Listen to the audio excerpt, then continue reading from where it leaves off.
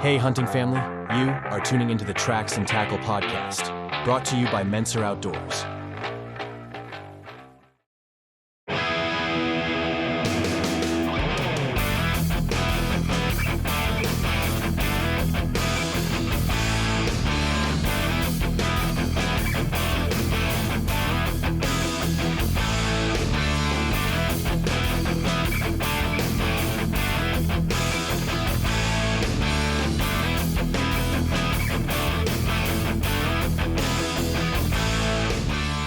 Hey there, hunting family.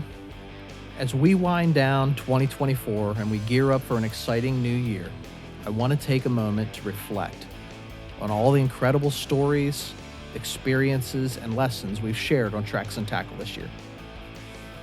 We've come a long way since our first episode in July of 2023, when we wrapped up that first year with an episode of sound bites from our first few months of podcasting. It was those early days that laid the groundwork for what has been an incredible journey. Our growth is deeply connected to all who have partnered with the show, and in an effort to memorialize 2024, I want to recap the year that was. Today, we will revisit the highlights of 2024 month by month, and then we're going to talk about what's on the horizon for 2025. So grab a cup of coffee or settle in on your drive, and let's take a walk down memory lane.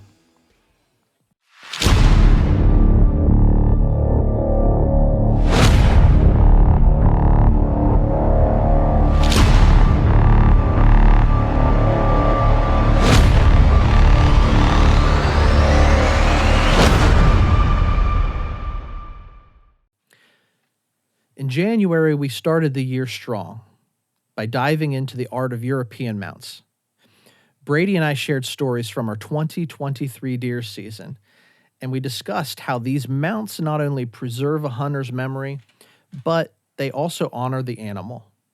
It was a fantastic way to kick off the year and reflect on a successful rifle season. In February, we turned our focus to preserving trophies in a different way, the art of tanning deer hides. We explored how this age-old craft can be a meaningful way to commemorate your hunts.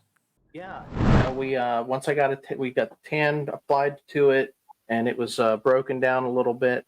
I took a hand sander to it and just did like a final buffing, on the product. And here, if I wanted to, I'm going to break this out. Hey, This is the final product, if you can see, and it's pretty flimsy, it's pretty, soft. It's going to look really good on your wall. So That's the money shot right there. We'll get this thing over to you, get it in your man cave, and I'm excited to see it hanging on the wall for you. Later in the month, we also attended the Great American Outdoor Show, and we shared a recap of that incredible experience, including the connections we made and the innovations that we discovered. As winter melted into spring, we shifted our attention to hunting antler sheds. Shed hunting is an art of its own and a perfect off-season activity for any hunter. March also brought us a long overdue moment when we reconnected with Matt Menser.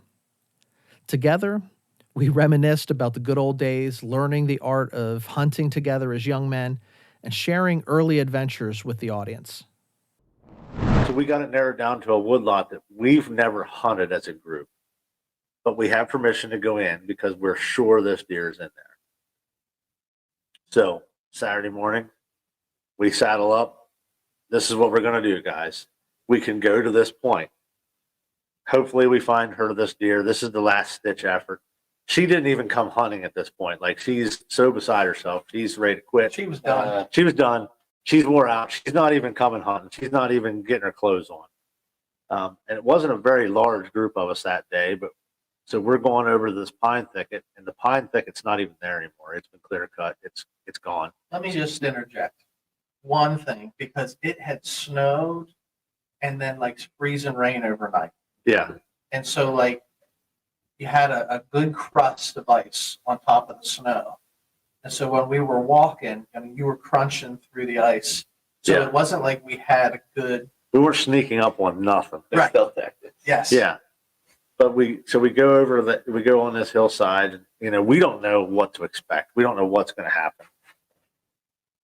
So we put some flank, and it's kind of like a gully, hollow, ravine, whatever you want to call it, in between some orchards. We put some flankers up in the orchards, and there's a road down through the center. We got guy on the road, we got guys on the outside, and there's a couple of us walking through the pine thicket. We get to the end. I mean, we are we're to that, like, everyone is, the balloon is deflated kind of thing. Everyone is just like, yeah, man, I can't believe it. This thing, it got us. Like, after everything, we lost it. And there it stands. It jumps up literally right beside me. I remember because I was next to you, and you're like, I see it. I remember yelling, I see it. I pull up, shoot, take the hair off the top of its back. It falls down, gets up, and starts running back. Now we're running through the woods. We head the deer off. I don't care what anyone says to this day. You're the one person that'll vouch for this. Yes. That's the real reason why we got you. The leap for leap, and it's the story that it was all day. Leap for leap, bound for bound. We run that deer down and kill it. In March, we also touched on butchering and field-to-table concepts before ending the month with an exciting first interview with Chris Bookman from 3B Outdoors. We were also thrilled to attend 3B's annual spring game dinner that Chris invited us to, and surely it did not disappoint. Spring turkey season took center stage in April. Justin Barrick from one of our sponsors, Interstate Garage Doors, joined us to share his passion for turkey hunting and mentoring the next generation of hunters. His enthusiasm for teaching kids about the outdoors really resonated with our community. In fact, let me pause for a moment to plug Interstate Garage Doors. They have been an incredible sponsor to this podcast from early on, and I'd like to take a moment to thank them for their support. If you need a garage door service or installation, please consider Interstate. Surely somebody in our audience needs a new garage door, so go ahead and buy your doors through Interstate so they know their ad money is well spent. You won't regret choosing them. We followed up that episode with another episode, a fascinating interview featuring Jason and Ethan Rohr, who taught us about crafting your own turkey calls. I personally learned a lot during that conversation about the subculture of crafting your own calls. Oh, absolutely. So, it just, he started teaching me how to do that. And then he showed me how to put I have some examples here. Yeah, break them out, man.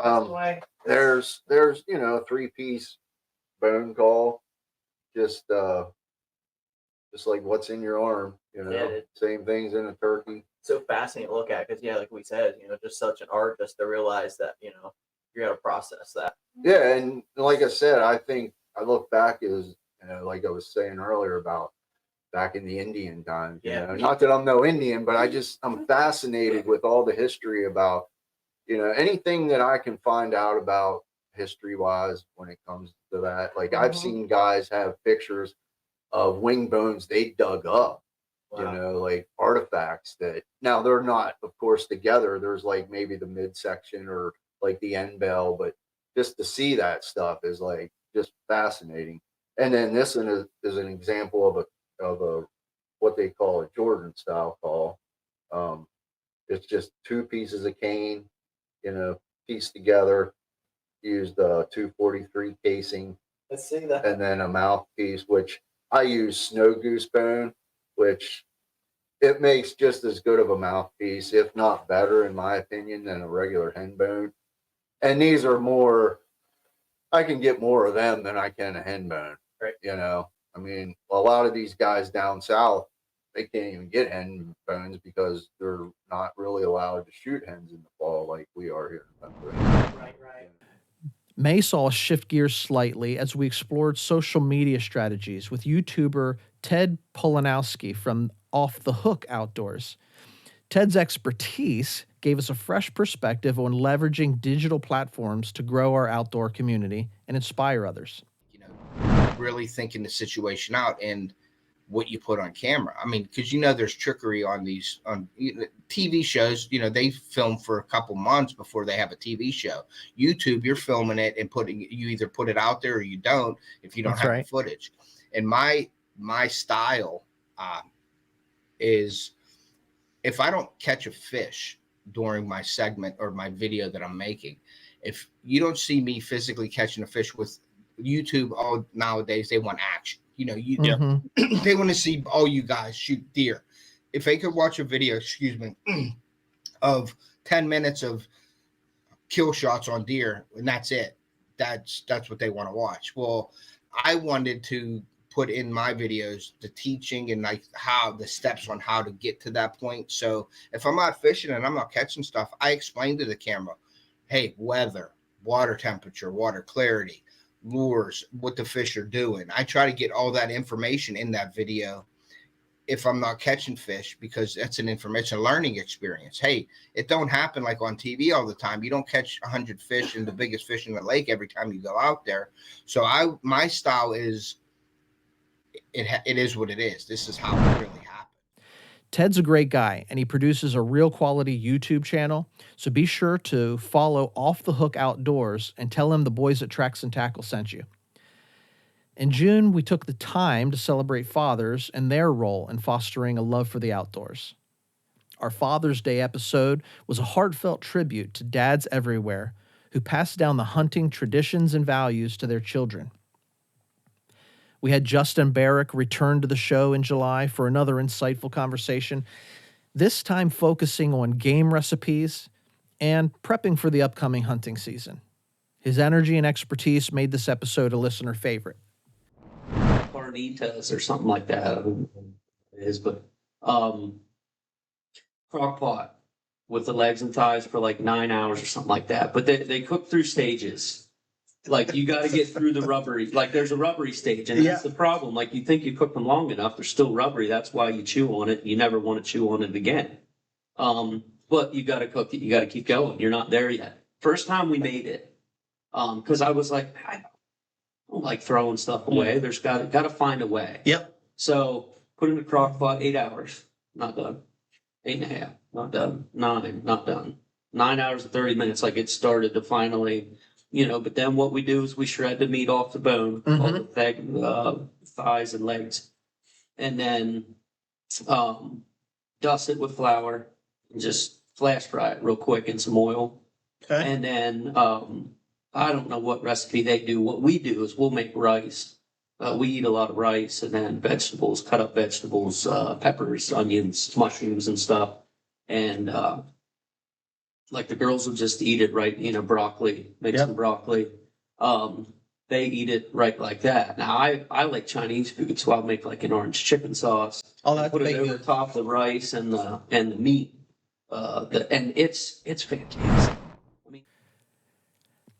In August, we welcomed an old friend of mine, Brett Garretson from Alpine Honeybee Farm. Brett shared about his journey westward to Montana and his expertise in beekeeping, as well as his adventures hunting elk and other big game out west. Brett's perspective reminded us of the interconnectedness of nature and the role that we play in its stewardship. His stories were a unique blend of conservation and adventure. And one day I was just like, you know what? I want to get a guide's license and guide hunt. Just boom, there's an epiphany. And I talked to my dad, and I'm like, this is something I would really love to do. Would you mind just kind of connecting me with these guys? Because they were friends of his, and I had never really met them. He had hunted with them, what have you. So get a hold of them, and they're like, yeah, we'll give you a try if you want to come out here, and we'll get you a guide's license as long as you make it through summer. And part of kind of the prerequisite was all summer they do horse camps for kids.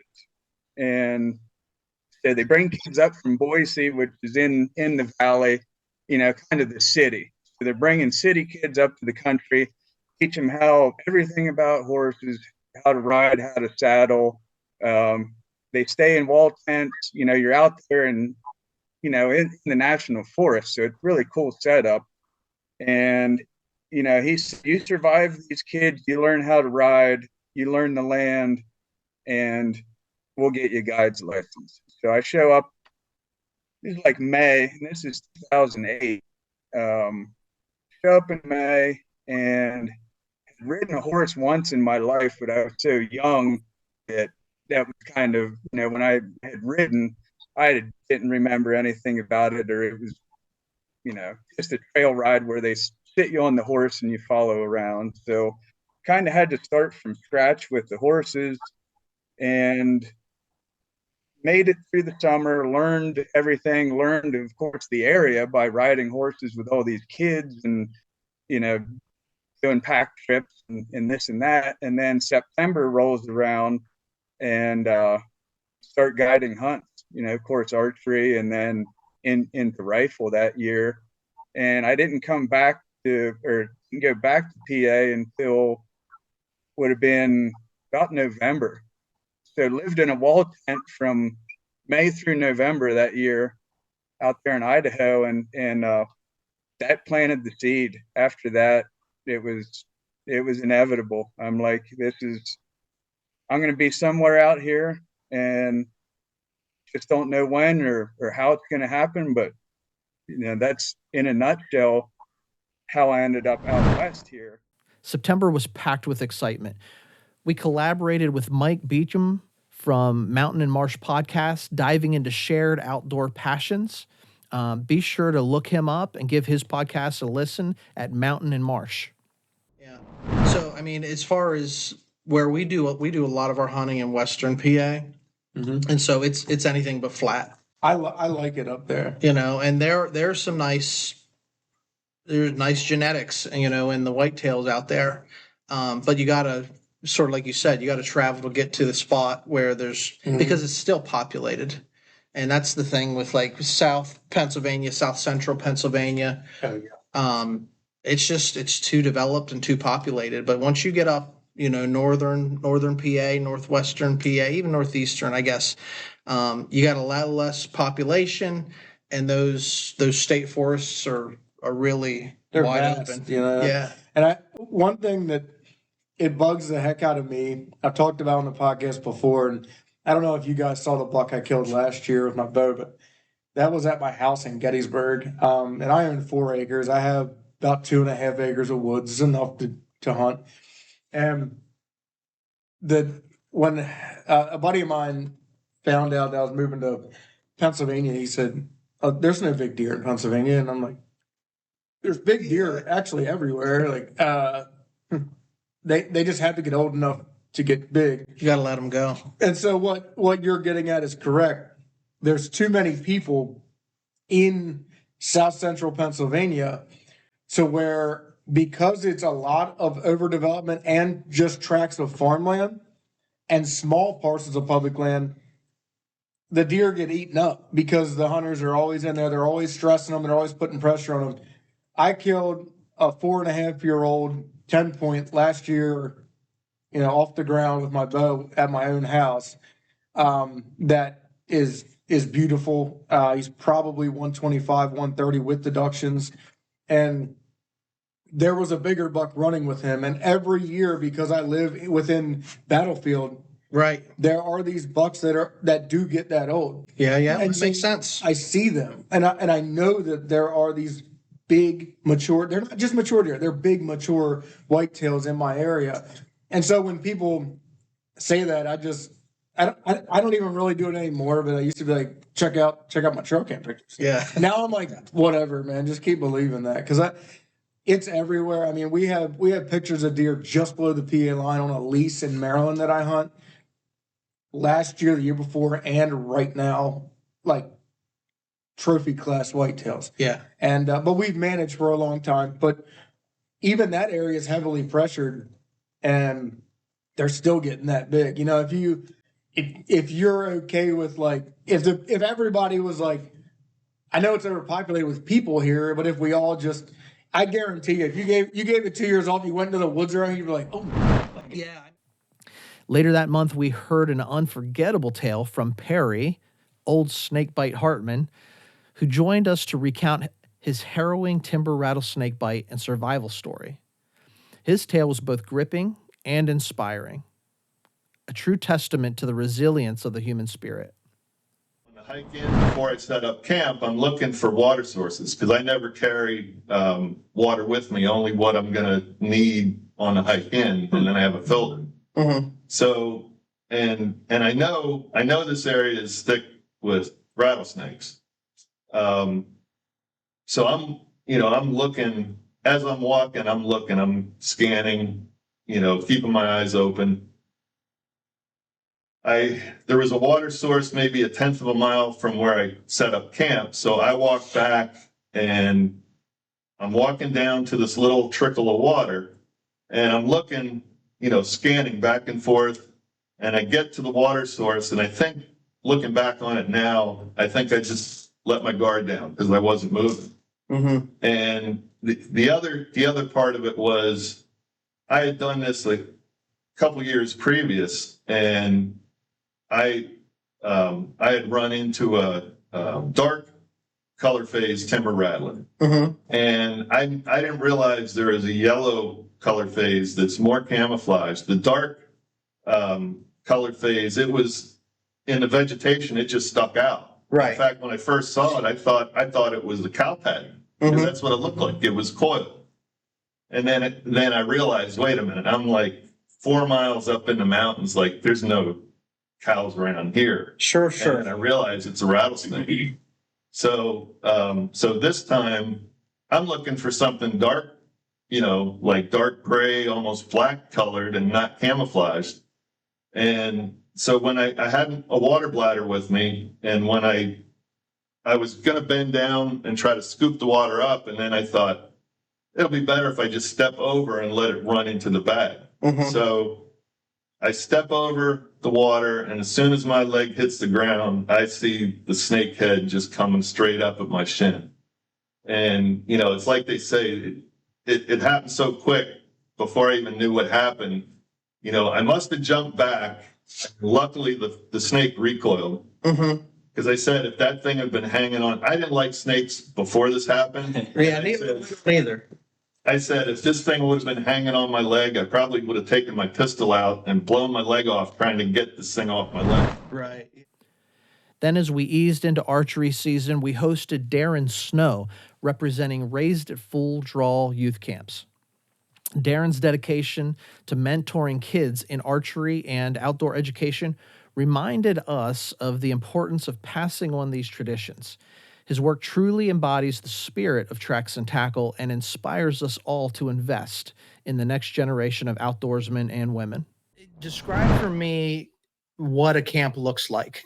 Can you give us paint the picture for those that are watching or listening so that they can get an idea of what the Raised at Full Draw camp experience is? Yeah, the camps are a Thursday noon until Sunday noon camp. And it's for the ages, we say 11 to 17. It's really kind of 12 to 17. And part of the reason it's 12 to 17 is because we teach the bow hunter education course. For it to be valid in all 50 states, they have to be 12 years old. We also, if for kids that do not have their hunter ed, we also will cover that as well. So the kids will show up at noon. Camp setup starts typically on a Wednesday with our volunteers. We're always looking for volunteers. But camp setup starts typically on a Wednesday. We'll be putting the 3D targets out. We'll be starting to do the different ranges. We have the static range that we have to get set up. There's tree stands that need to be set up. So the campers will shoot out of not only a ladder stand, but they'll also shoot out of a hang-on stand. And these are, we give them the 5-point harness. We teach them how to put it on properly and safely, how to properly set a tree stand, how to properly climb safely into tree stand, how to get comfortable. Most kids, when they first get into that tree stand, of course, you guys, if you guys were anything like me, you get up there and it doesn't matter if it's 12 feet off the ground, it seems like 40. Right. Wrong shift too, and then climbers, you feel like you're going all the way down. It's like a mini heart attack. So Yeah, Yeah, every first with those tree stands, yeah, it can be a little scary. so we teach them all of the bow hunting education skills. So the first thing they do is when they come in, we size them up. Kids that want to bring their bows or have bows can bring them. Our trailer is set up to equip up to, I believe it's 39 kids with bows. So if you've never Okay, shot wow. before, we will measure your draw length. We will set a bow up for you, and we will get you prepared to shoot your first arrow. Raised at Full Draw will be hosting 3 youth camps in PA this year. June 11 through 13 at Millvale Sportsman's Club in Wexford, PA. June 19 through 22 at River Hill Retreat in Felton, PA. And June 26 through 29 at Hidden Valley Scout Reservation in Loysville, PA. Sorry. I will post the link to learn more about these camps in the description of this episode. It's a great group to support. You can find them at raisedatfulldraw.com. In November, we had O.B. Lambright, VP of Arkansas Bow Hunters Association, join us to discuss urban bow hunts and advocacy for bow hunting access.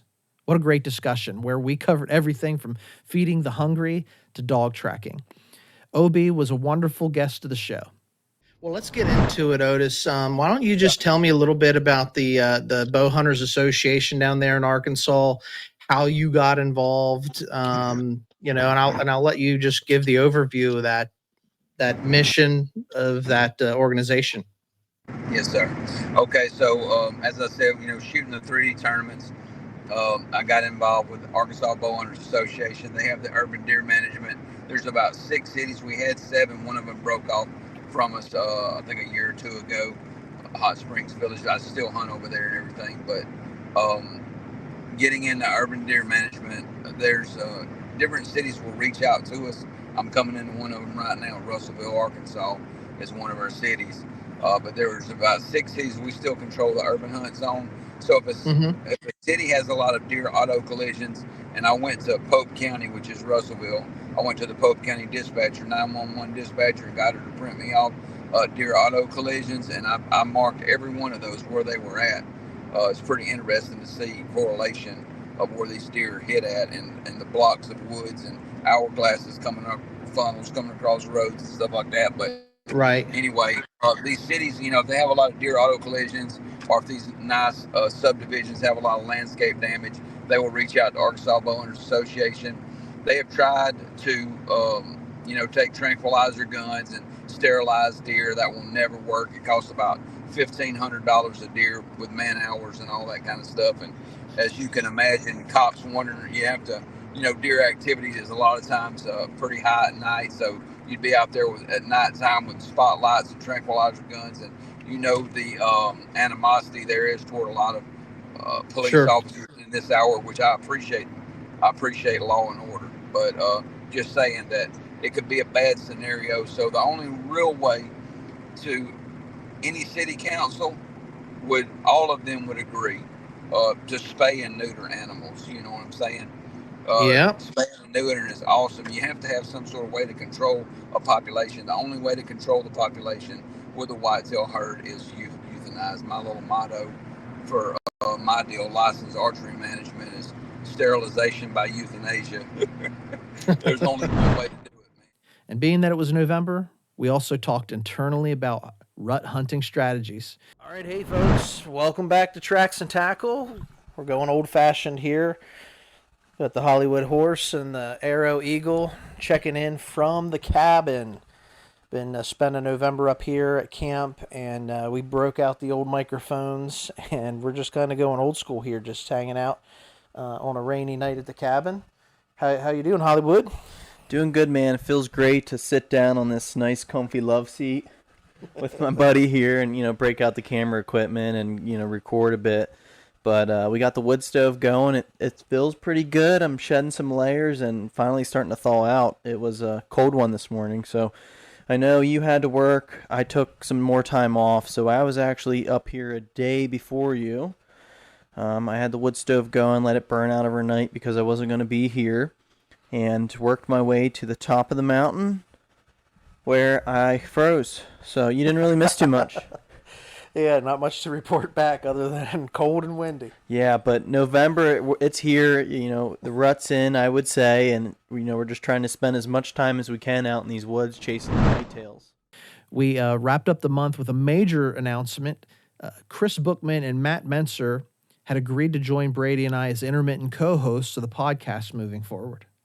All right, guys, well, listen, I know I've been teasing on social media and sort of been putting out there, we're going to be making an announcement. And the announcement is, obviously, Hollywood's not with us tonight. He's got some other stuff going on. He's dealing with some real life issues, and real life's always more important than anything else we do. He'll still be with us.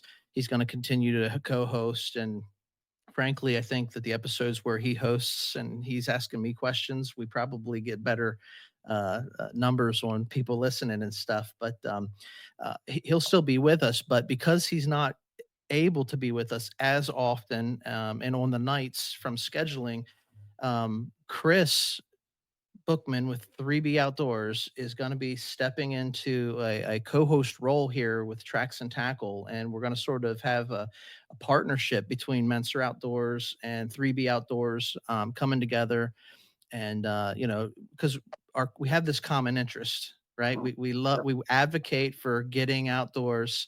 I say get outside, get the stink blown off of you. Yeah. We were sort of raised in that, all three of us here were raised in that vein. And so Chris is stepping up, and I've asked him to come on, and sort of he's been on the show a few times, and you have the time. And so I really appreciate you, stepping up to the plate and being willing to come on. And I know that you bring a wealth of experience and information, and you look at things maybe from a different perspective than I do. And so I'm really interested to the insights and the different takes that you'll have as we walk this out. Absolutely, dude. Looking forward to it, man. It's an honor to be part of your tribe, bring our tribes together. So That's it. That's it. You're part of the hunting family, and that's sort of like the way that it is with Matt and us. Matt and I grew up together.